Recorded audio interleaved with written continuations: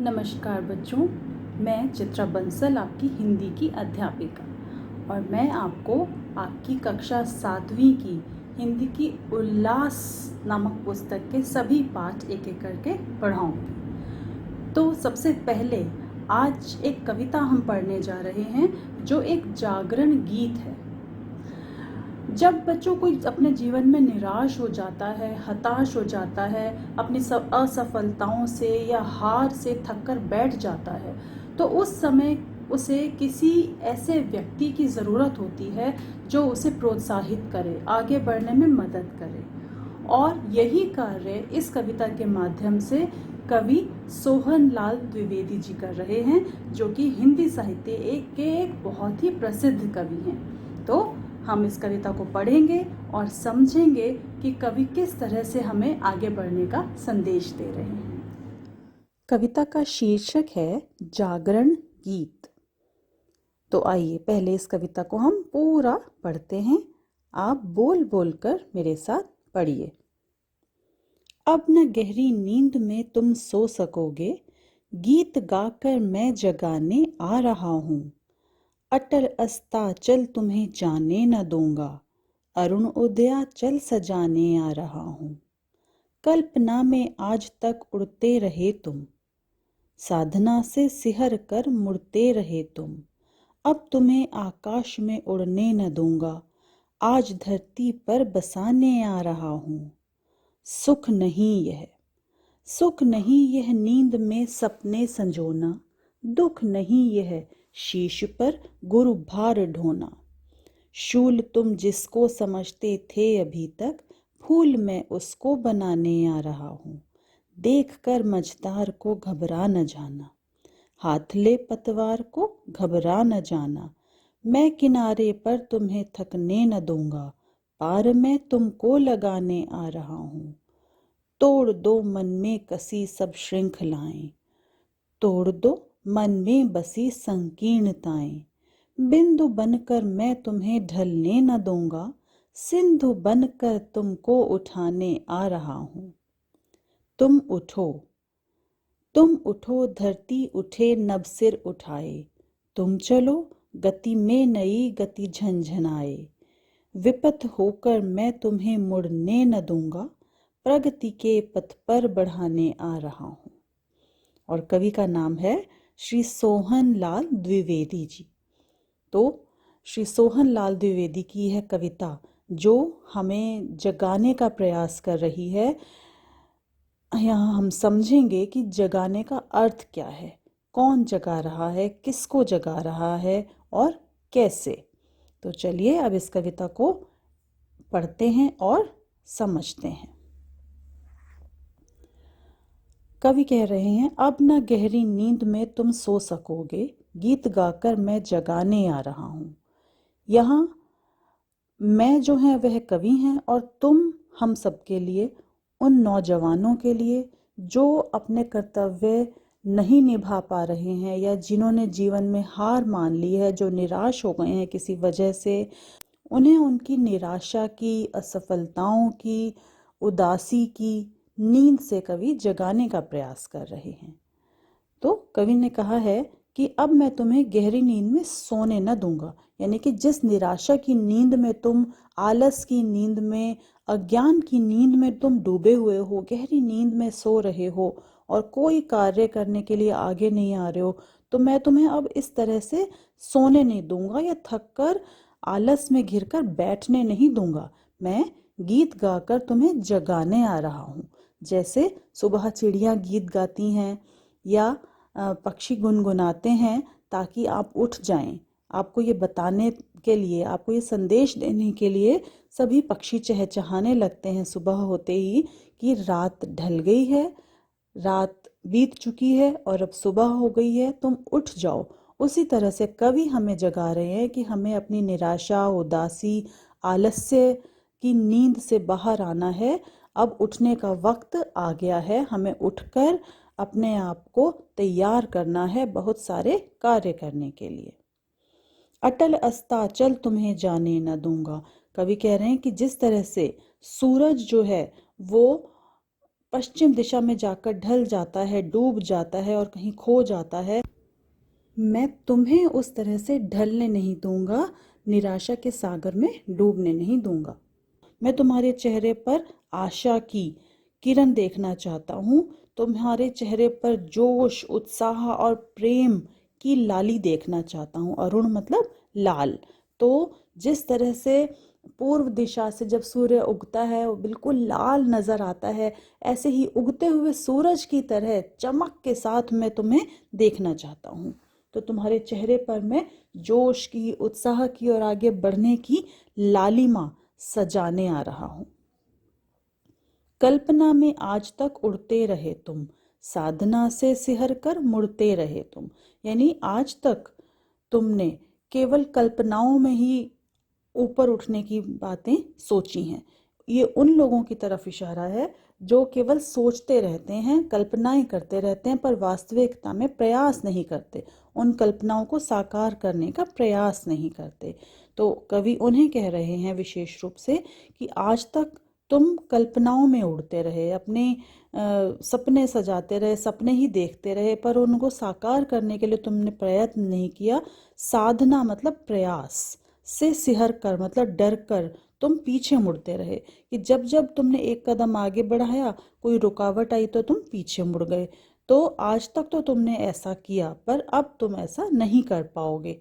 अब तुम्हें आकाश में उड़ने न दूंगा, आज धरती पर बसाने आ रहा हूँ। मतलब जब हम ख्यालों में केवल आकाश में उड़ने की बड़ी बड़ी बातें ही करते रहते हैं, तो ऐसी सोच जो हमें ख्यालों में आकाश में ले जाती है, ऊंचाई पर ले जाती है, कवि कह रहे हैं मैं उस आकाश की ऊंचाई पर अब तुम्हें उड़ने नहीं दूंगा, केवल केवल ख्यालों में तुम्हें ऊपर उड़ने नहीं दूंगा, बल्कि मैं तुम्हें धरती पर बसाने आ रहा हूँ। यानी तुम्हें वास्तविकता से परिचित कराने आ रहा हूँ। तुम्हें वास्तविकता को समझना होगा, स्वीकार करना होगा और उसी वास्तविकता के अनुसार अपने आप को ढालकर आगे बढ़ना होगा। क्योंकि जो केवल ख्यालों में जीते रहते हैं, कल्पनाएं करते रहते हैं बड़ी बड़ी, तो फिर वास्तविकता से वो दूर हो जाते हैं, और जब वास्तविक जीवन में कोई परेशानी आती है तो वो झट से थक जाते हैं, हार मान लेते हैं, पीछे मुड़ जाते हैं। तो कवि ऐसे लोगों को वास्तविकता से परिचित कराना चाहते हैं और आगे बढ़ने के लिए तैयार करना चाहते हैं। सुख नहीं यह नींद में सपने संजोना, दुख नहीं यह शीश पर गुरु भार ढोना। कवि कह रहे हैं कि केवल नींद में, सपनों में खुश रहना ये कोई सुख नहीं है, सुंदर सुंदर सपने देखते रहने में कोई सुख नहीं है। और अगर आप अपने सर पर जिम्मेदारियां लेते हैं, कोई अपने कर्तव्य निभाते हैं और जिम्मेदारियां लेते हैं आगे बढ़ने की, अपनी और औरों की, तो ये कोई दुख नहीं है। यानी कि काम करना कोई दुख नहीं है, केवल कल्पनाएं करते रहना कोई सुख नहीं है। शूल तुम जिसको समझते थे अभी तक, फूल मैं उसको बनाने आ रहा हूँ। कठिनाइयों का सामना करने को आज तक तुम शूल यानी कांटे समझते थे। जीवन में आने वाली परेशानियों को तुम कांटे समझकर उनसे दूर भागते थे, पर आज मैं उन्हीं परिस्थितियों को, उन्हीं कठिनाइयों को तुम्हारे लिए फूल बना दूंगा। इसका मतलब ये नहीं है कि कवि उन परेशानियों को दूर कर देंगे, बल्कि कवि हमारे अंदर, उन लोगों के अंदर इतनी हिम्मत जगा देंगे कि उन्हें वो परेशानियां जो पहले कांटे लगती थी, कांटों की तरह चुभती थी, अब वो ही उन्हें फूल लगने लगेंगी। ऐसा कैसे होगा कि देखिए, जब हमारे अंदर हिम्मत आ जाती है, ताकत आ जाती है, और जब हम कोई भी काम करने के लिए दृढ़ निश्चय कर लेते हैं, फिर हमें वो बड़ी से बड़ी बाधाएं भी सरल लगने लगती हैं, और फिर हमें उन परिस्थितियों का, विषम परिस्थितियों का, कठिनाइयों का सामना करने में मज़ा आने लगता है। हम उन्हें चुनौती की तरह स्वीकार करते हैं और उन कठिन रास्तों पर चलने में भी हम आनंद लेने लगते हैं। ठीक है, तो इसीलिए कवि ने कहा है कि जिसको तुम कांटे समझकर उनसे दूर भागते थे, अब तुम उन्हें फूल की तरह से स्वीकार करना सीख जाओगे। देखकर मझदार को घबरा न जाना, हाथ ले पतवार को घबरा न जाना। तो कवि कह रहे हैं कि यदि राह में चलते चलते तुम्हें कभी ऐसा महसूस हो कि तुम धारा के बीच में हो, यानी कि ये जीवन एक यदि सागर है तो उसमें चलते चलते बीच में तुम ऐसा महसूस करोगे कि तुम मझधार के बीच में हो, धाराओं ऊंची नीची लहरों के बीच में हो। तो उन मझधार के बीच अपने आप को पाकर तुमने घबराना नहीं है और अपने हाथ में कर्म की पतवार थाम के रखना है तुमने, और उस कर्म करने से, प्रयत्न करने से कभी भी डरना नहीं है, पीछे नहीं हटना है, जी नहीं चुराना है। मैं किनारे पर तुम्हें थकने न दूंगा, पार में तुमको लगाने आ रहा हूँ। जब तुम आगे बढ़ना शुरू हो गए हो, तुमने थोड़ी कोशिशें की, प्रयास किए, अभी तक तुम थोड़ा थोड़ा कुछ सीखते हुए आए और अब तो किनारा आने वाला है। तुमने जहाँ से चलना शुरू किया था और अब तुम काफ़ी आगे निकल गए हो, और इस तरह से इतना आगे निकलने के बाद मैं तुम्हें मुड़ने नहीं दूंगा, थकने भी नहीं दूंगा। मैं तुम्हें पार लगाने आ रहा हूँ, यानी कि इस जो अपनी तुमने मंजिल तय की थी उस मंजिल को बस तुम पाने ही वाले हो, किनारे पर पहुँचने ही वाले हो। अब मैं तुम्हें थक कर पीछे नहीं मुड़ने दूंगा, और मैं तुम्हें, तुम्हारे अंदर इतनी हिम्मत, इतनी ताकत जगा दूंगा, इतना जोश भर दूंगा कि तुम्हें पार लगाकर ही रहूंगा। तो कवि को ये विश्वास है कि उनका जागरण गीत सुनकर वे सभी लोग जो किसी न किसी वजह से निराशा, थकान, आलस्य महसूस कर रहे हैं, वे सब अपनी निराशा से, उस हार की भावना से बाहर निकल जाएंगे और निरंतर आगे बढ़ने का प्रयास करेंगे। तोड़ दो मन में कसी सब श्रृंखलाएं, तोड़ दो मन में बसी संकीर्णताएं। कवि कह रहे हैं कि अगर तुमने अपने आप को किसी तरह के बंधन में, जंजीरों में बांध लिया है, तो तुम उन जंजीरों को, उन बंधनों को तोड़ दो। वो बंधन कैसे, कौन से हैं, किन बंधनों की तरफ इशारा है कवि का? वो बंधन हो सकते हैं अंधविश्वास के, अज्ञानता के, निराशा के, या किसी के प्रति मोह के। कभी कभी हम किसी के प्रति बहुत ज़्यादा लगाव भी हमें बांध देता है, निराशा हमें बांध देती है, या कुछ अंधविश्वास होते हैं समाज के, कुछ सीमाएं होती हैं वो हमें बांध देती हैं। तो कवि कह रहे हैं किसी भी तरह की जंजीरों में तुम्हें जकड़ना नहीं है, अपने आप को सब तरह के बंधनों से आज़ाद कर दो। और अगर मन में कुछ संकीर्णताएं बसी हुई हैं, कुछ छोटी सोच में तुम घिरे हुए हो, या किसी छोटी सोच की, परिवार की या समाज की या देश की तुच्छ सोच ने, छोटी सोच ने अगर तुम्हें बांधा हुआ है, तो उस संकीर्णता से बाहर आओ, बड़ा सोचो, छोटी छोटी बातों में मत उलझ कर रहो। बिंदु बनकर मैं तुम्हें ढलने न दूंगा, सिंधु बन तुमको उठाने आ रहा हूँ। यानी तुम अपने जीवन को केवल एक बिंदु की तरह समाप्त नहीं कर सकते। ये मनुष्य का जीवन जो है वो बहुत अनमोल होता है, इसमें तुम कितने बड़े बड़े काम कर सकते हो जिससे पूरे देश और दुनिया का हित होगा। लेकिन तुम अगर कुछ नहीं करोगे, इस तरह से अकर्मण्य होकर बैठे रहोगे, तो फिर तो तुम एक बिंदु की तरह आए थे और बिंदु की तरह ही चले जाओगे। तो मैं तुम्हें इस तरह से, बिंदु की तरह से, शून्य की तरह से इस संसार से जाने नहीं दूंगा। सिंधु बन तुमको उठाने आ रहा हूँ। तुम्हारे अंदर इतनी ताकत है कि तुम सागर की तरह विशाल, महान बन सकते हो। तो मैं तुम्हें बिंदु से सिंधु, यानी कि एक बूंद से सागर बनाने की कोशिश कर रहा हूँ। और मुझे विश्वास है, कवि को विश्वास है कि उनके शब्दों से, उनके इस जागरण गीत से सभी के हृदय में जोश और उत्साह पैदा हो जाएगा, और वो अवश्य ही एक बिंदु से, बूंद से सागर, सिंधु का रूप ले पाएंगे, अर्थात प्रयास कर पाएंगे आगे बढ़ने का, जिससे उनके जीवन में, पूरे देश में और पूरे विश्व में प्रकाश फैल जाएगा, एक नई दिशा मिलेगी सभी को। तुम उठो धरती उठे नभ सिर उठाए, तुम चलो गति में नई गति झंझनाए। कवि कह रहे हैं कि तुम नव युवक हो, तुम नौजवान हो, तुम इस संसार का, इस अपने देश का, अपने परिवार का एक अभिन्न अंग हो। तुम, यानी तुम बहुत महत्वपूर्ण हो। तुम अपने आप को कम मत समझो, कमजोर मत समझो। तुम उठोगे तभी ये धरती और नभ सिर उठाएंगे। यानी अगर हम, जो बच्चा किसी परिवार में किसी मातृभूमि पर जन्म लेता है, जब वो अच्छे अच्छे काम करता है, महान काम करता है, तो उस केवल उसका सिर ऊंचा नहीं होता, उसके साथ साथ उसके परिवार का, पूरे देश का, उस धरती का जिस पर उसने जन्म लिया, और उस आकाश का, सबका सिर ऊंचा उठ जाता है।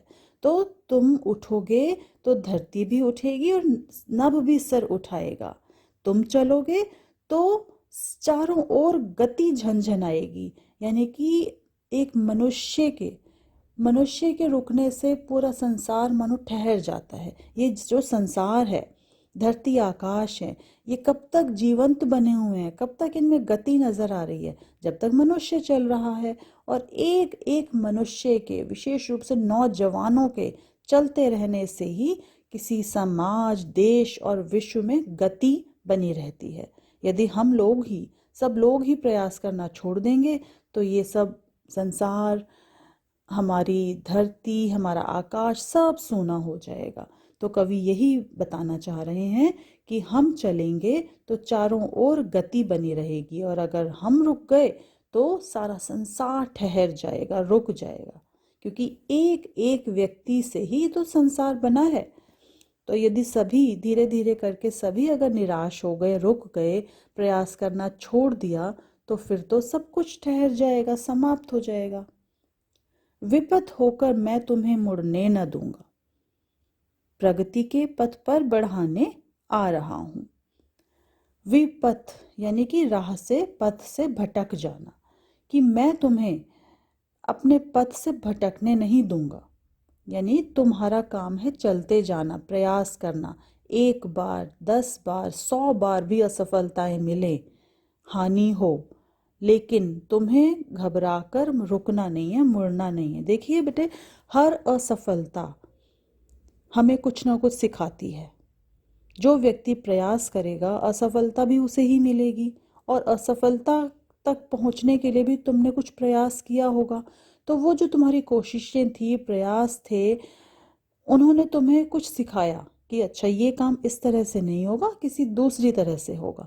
तो कुछ तो सीखा आपने। पर जो कोशिश ही नहीं कर रहा है, वो तो कुछ सीख ही नहीं रहा है। तो सीख सीख के हर कदम पर आगे बढ़ते जाना ही जीवन की सच्चाई है, और उसे हमें स्वीकार करना होगा। तो कवि कह रहे हैं कि अगर तुम इस बात को न समझकर विपथ हो जाते हो, यानी राह से भटक जाते हो, तो ऐसा तो मैं तुम्हें करने नहीं दूंगा, मैं तुम्हें पीछे नहीं मुड़ने दूंगा। प्रगति पथ पर बढ़ाने के लिए मैं तुम्हें आ गया हूँ।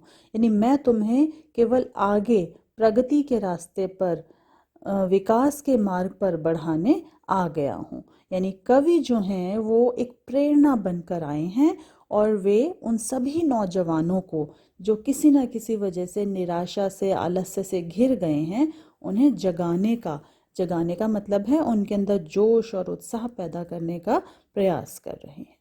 ठीक है। तो कवि किन लोगों को जगाने के लिए कह रहे हैं? युवकों को, नौजवानों को, या जो हार मानकर बैठ गए हैं। कवि शूल को किस में परिवर्तित करने का आश्वासन दे रहे हैं? फूल में। और शूल कहा किसको है? उन परिस्थितियों को, कठिनाइयों को जिनसे घबराकर हम पीछे हट जाते हैं। और कवि नवयुवकों को किस मार्ग पर ले जाना चाहते हैं? एक अच्छे सुपथ पर, अच्छे मार्ग पर, जो उन्हें निरंतर आगे बढ़ाएगा, जिससे उनका, उनके देश का और संपूर्ण विश्व का भला ही होगा।